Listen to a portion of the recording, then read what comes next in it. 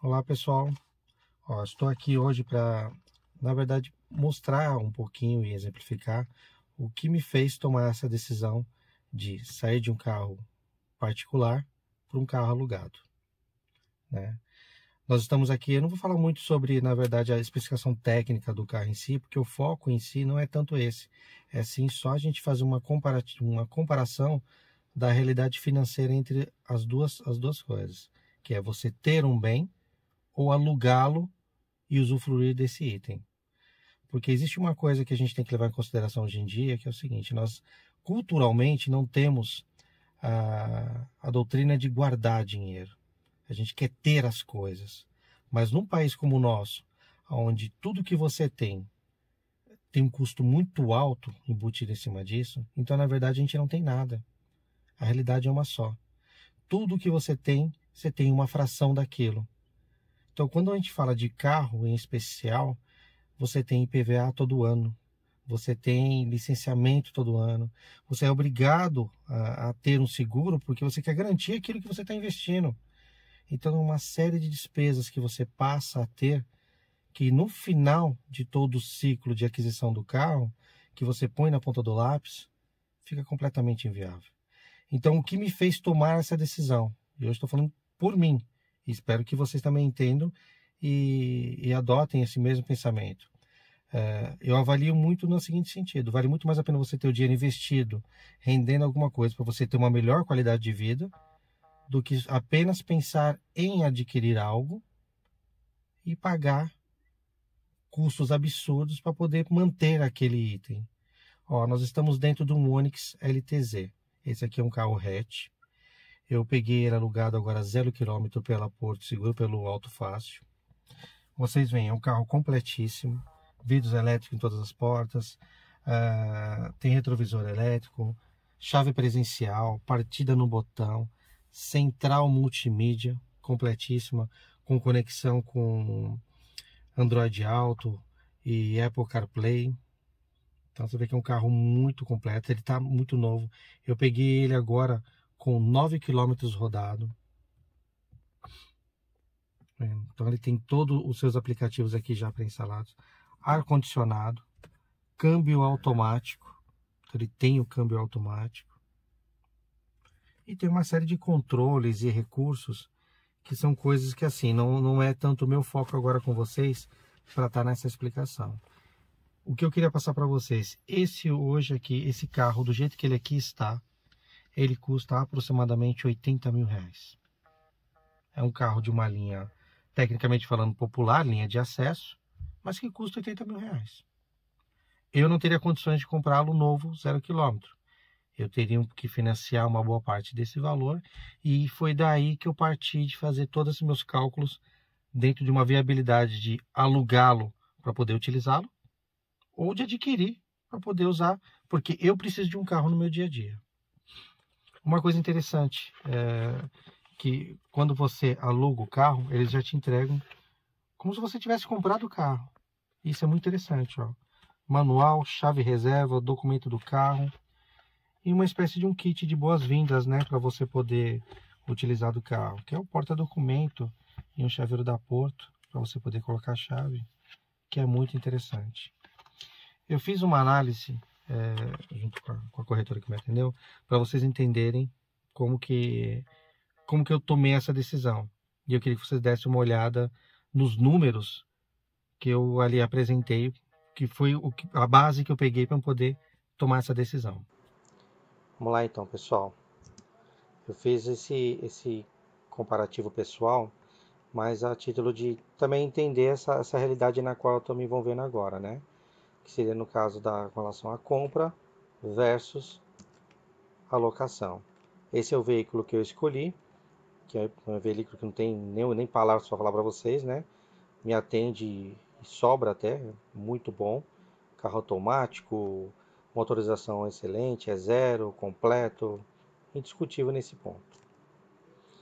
Então, toda comparação que eu fiz aqui, ela tem que ter um princípio, tem que ser para 24 meses. Não posso pensar nada além disso, porque a alocação que eu estou fazendo está para 24 meses. E aí vamos falar dos valores, olha só como que são as coisas.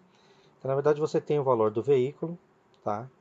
porque está bem aproximado disso, mas você tem que entender que se você... Uma coisa é você ver o preço hoje em sites, outra coisa é você ir na loja comprar. Às vezes pode estar um pouquinho a mais, um pouquinho abaixo, mas esse é o preço médio do veículo. A minha realidade seria essa entrada de 30 mil, né? O valor financiado que eu estaria financiando seria de 50 mil.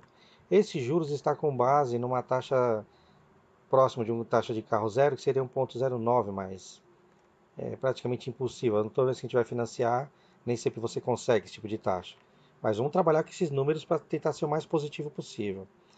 Emplacamento, licenciamento, documento que você tem que pagar na ocasião, você sempre tem que pagar essas taxas. E eu estou pensando em licenciamento de 2 anos, porque nosso período é de 24 meses. IPVA, 2 anos também. Esse é o valor do IPVA somado para 2 anos. Revisões, em 2 anos, olha, com muita sorte, 2 revisões, mas em média são 3 revisões que você acaba fazendo, pela quilometragem que você alcança. E seguro para 2 anos, o seguro eu fiz muito em cima do meu perfil e do meu CEP. O seguro ele tem muito disso também, tá, gente? Então, pode ser que o seguro, de repente, para o seu perfil de idade ou às vezes de onde você mora, fique completamente diferente. Na coluna ao lado, a gente vai ver sobre uma aquisição à vista, porque muitos vão se questionar. Ah, mas ele está falando em cima do financiado. E se eu comprasse esse carro na bucha, quais seriam os valores que eu teria que pagar? Bom, aí a gente vê, eu excluí algumas coisas que realmente não teriam. Por exemplo, entrada, valor financiado e nem juros. É óbvio, você está comprando à vista. Agora, emplacamento e licenciamento, inevitavelmente você tem, você está pegando o carro zero. IPVA você também tem para os 24 meses. Revisões, a mesma coisa e seguro a mesma coisa. Agora vamos seguindo aqui a conclusão da análise, que aí foi onde eu cheguei no pulo do gato, que nem a gente fala, né? Olha só, aqui eu fiz um resumo do comparativo. Então vamos só olhando, ó. Continuamos com prazo de 24 meses, tá, pessoal? Não mudou nada. Total de despesa. Se eu for adquirir o carro financiado, esse 29 mil, o que é esse total de despesa? Somei tudo aquilo, IPVA, seguro, os juros do financiamento, tudo aquilo. Então olha só, quanto que eu investi para ter um carro de 80 mil. R$ 109.000. Desvalorização. Coloquei uma desvalorização média de até 25%. Depende muito isso. Pode às vezes até ser mais, se sou bem honesto para vocês. Isso no final do prazo de 24 meses. Porque hoje você comprando um carro de 80, mas daqui 2 anos, é óbvio que ele não vai estar 80. Não vai estar nem 70, vai estar bem menos que isso. Então é importante já ter isso já em mãos. Então olha só o total do valor da perda que eu teria real para poder utilizar esse veículo. R$ 49.000. É um valor absurdo.